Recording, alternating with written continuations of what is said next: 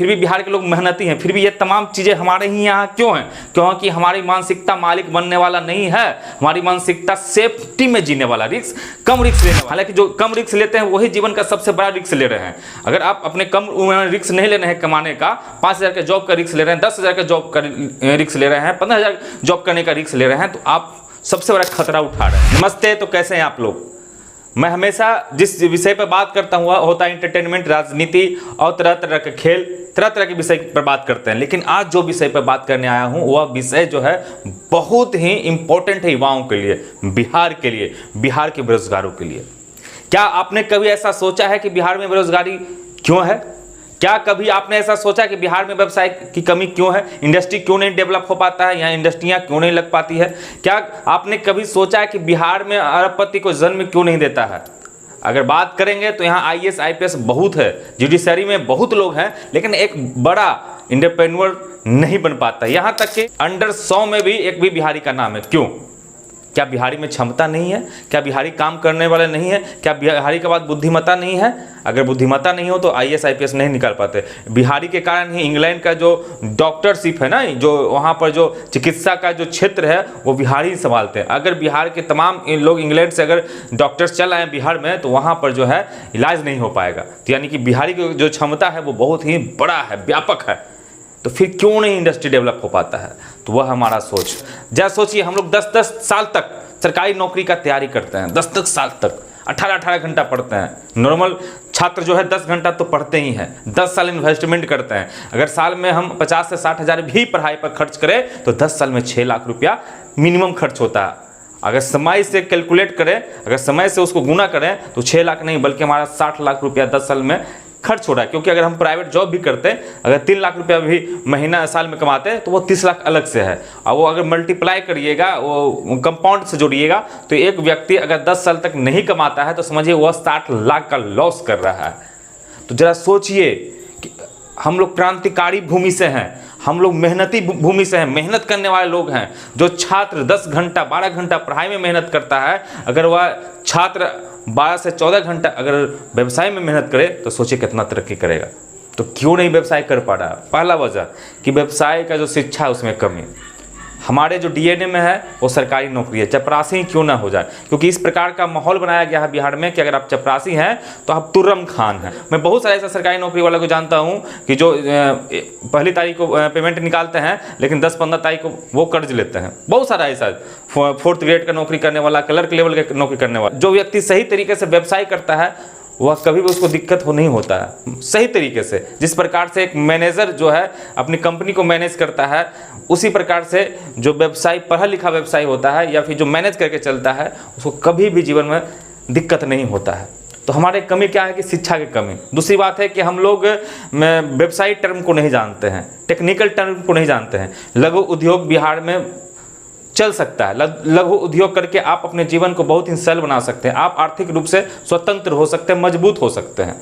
तो हम लोग ने एक संकल्प लिया कि जितना भी युवा है, पढ़े लिखा युवा हैं, अगर वो चाहते हैं कि हम रोज़गार करें तो रोज़गार करने में जो भी बाधा आता है वो सबको दूर करने का प्रयास हम लोग करेंगे। हम लोग के पास टीम है, हम लोग के पास CA है जो कंपनी बनाता है, पार्टनरशिप बनाते हैं, मतलब जितना भी फाइनेंशियल तरीके के काम है वो कर देते हैं। हम लोग के पास बैंक में अप्रोच है, जहाँ पर अगर मान लीजिए किसी को लोन नहीं मिल रहा है किसी कारणवश, तो वो सारी समस्याओं को दूर करके लोन दिलवाने का काम भी करेंगे। हम लोग ये भी गाइड करेंगे कि आपको किस बैंक से लोन लेना है, आपको किस बैंक से इंटरेस्ट कम पड़ेगा। और तरह तरह के सरकारी अनुदान आता है व्यापार करने के लिए। बहुत सारा ऐसा अनुदान है कि सरकार के अनुदान तो फंड तो रहता है लेकिन वहाँ तक जनता की पहुँच नहीं हो पाती है, तो फंड लौट जाता है। बहुत सारा ऐसा फंड है, उस फंड को जनता के बीच में रखना और उस फंड को अपने लोगों को जो व्यापार करना चाहते हैं उन लोगों तक पहुँचाना।